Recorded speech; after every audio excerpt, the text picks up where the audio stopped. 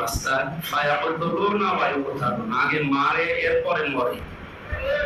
আমাদের সেই সময় এখন সামনে, আগে মরে গেলে হবে না, আগে মারা লাগবে।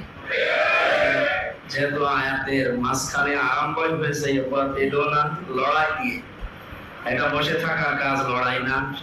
এই লড়াই বিভিন্ন পর্যায়ে হতে পারে, সেরকম পর্যায়ে যদি আসে, আমরা ভোট যুদ্ধ শুধু নাম শুনছি, এই লড়াই যেন বিজয় হতে পারি সেরকম যোগ্যতা সেরকম পরিবেশ তৈরি করা লাগবে। যদি মারা লাগে আগে মারতে হবে, এরপরে যদি মরাও লাগে মরতে হবে।